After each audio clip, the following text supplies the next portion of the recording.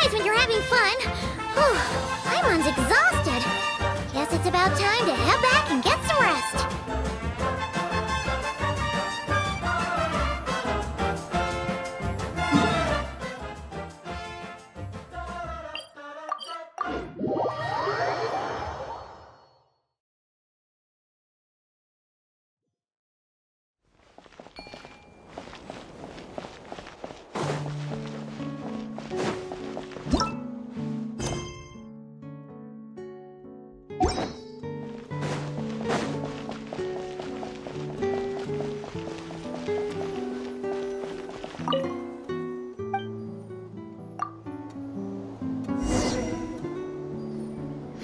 Morning, Traveler. Morning, Paimon. Thought I'd come over and say hi, puffer, floaters, and all. Morning, Moalani. How are you so full of energy? Weren't you the one partying the hardest last night? That was last night. I got a good night's sleep, and now I'm good as new. Here, take this. It's your prize for completing the album. I picked yours up, too, to save you the trip. Wow! Thanks, Moalani. That was so nice. When it comes to helping people, a good guide always thinks one step ahead, right? Oh, and speaking of work, I guess our vacation's almost over, huh? Probably for the best. If I don't head back soon, I'm worried my little doggy won't even remember me. And after talking to the others, it seems like everyone is just about ready to get back. Some are missing their families. Others are going through dandelion wine withdrawal, I guess. Even Chaska seems to be feeling it. Not that she'd ever admit it, but I have noticed her gazing back towards the Flower Feather clan at night.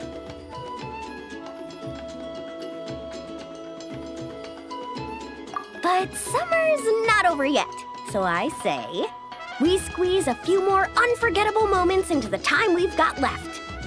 Like another group photo. Hey, how about taking one right here? After all this time, Paimon's grown kind of attached to this place.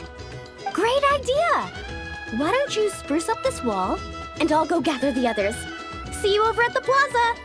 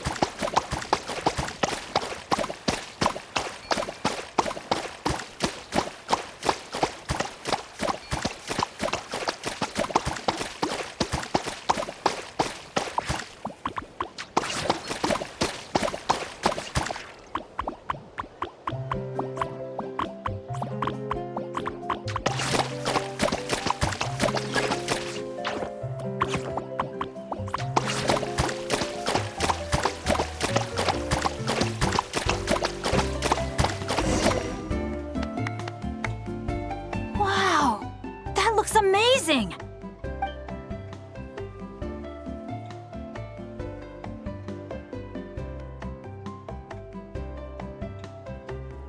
Guys, over here!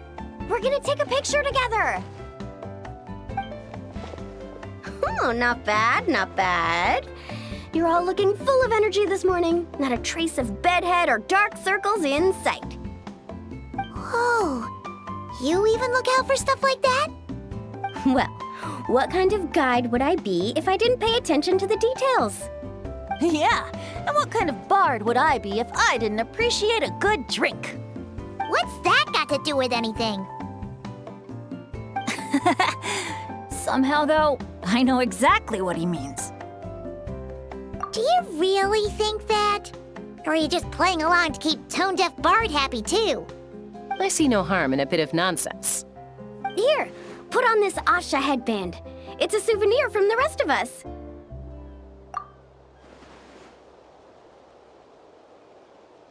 It really suits you. Alrighty then. 3, 2, 1.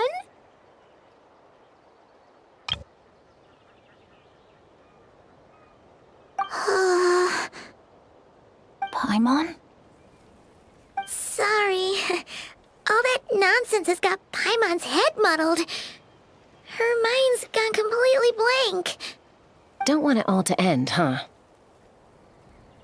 Are you worried once you say those words, the vacation will officially be over? How the... Paimon thought peacemakers couldn't read people's minds. Oh, Paimon. Don't worry, Paimon. Summer's sure to come again. Just like you said when you made that wish to the Pyro Archon.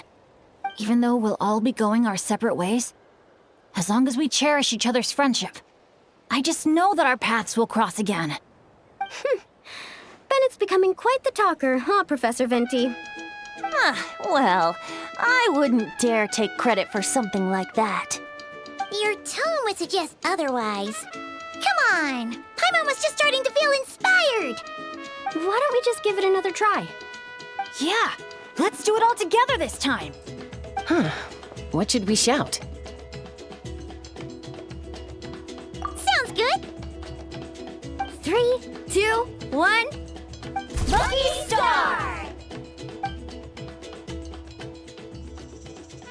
So, what are your plans for the future, Bennett? If you're having trouble deciding, you can always park it in the People of the Springs for a bit. Or however long you want, really. Thanks for the kind offer, Moalani. I actually went to see the Pyro Archon to tell her how grateful I am for everything she's done for me. She told me that the domain we entered was an abyssal simulation of the Mare Javari. It was extremely unstable, and now it's completely gone. Later, when we got on to talking about my future, she said I was more than welcome to stay here in Natlan, but also that she would respect my decision, whatever it turned out to be. And after thinking it over, long and hard, I've decided to return to Mondstadt. You miss your dads, don't you? That's definitely part of it. I promised to tell them everything that happened on this adventure, and I can't go back on my word.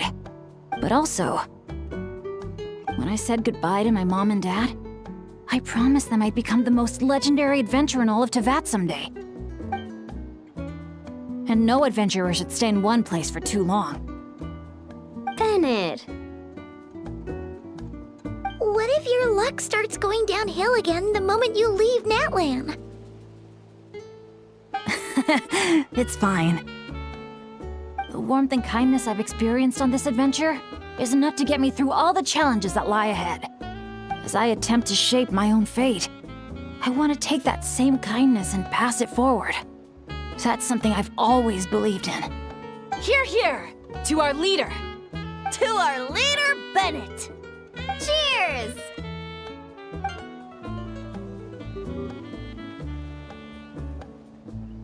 Oh, this is gonna be another all-nighter, isn't it? The fun never stops. Who's up to perform next?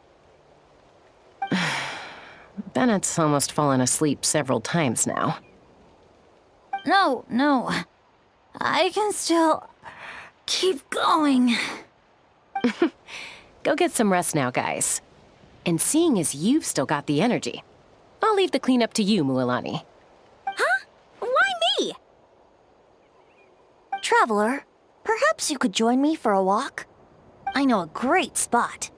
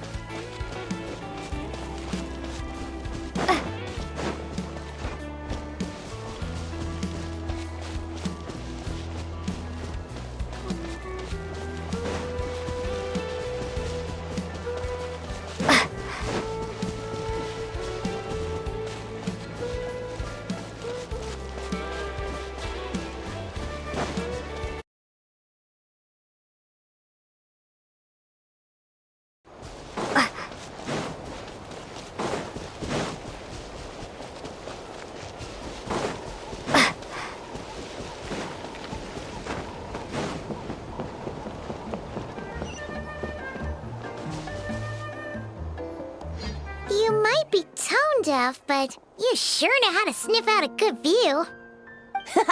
Glad you like it. Some stories aren't meant for the birds, only for the stars high in the sky. More like a story that begins with time itself. Long, long ago, time began to write the story of this world. To her, all living beings were equal, both in their value and in significance. Like an ancient scroll, she engraved upon her memory all people, all events, all encounters, and all farewells. Back then, as an animal spirit, I had a chance encounter with time at the Thousand Winds Temple. Hearing my wishes, she entrusted me with fragments of her power and authority.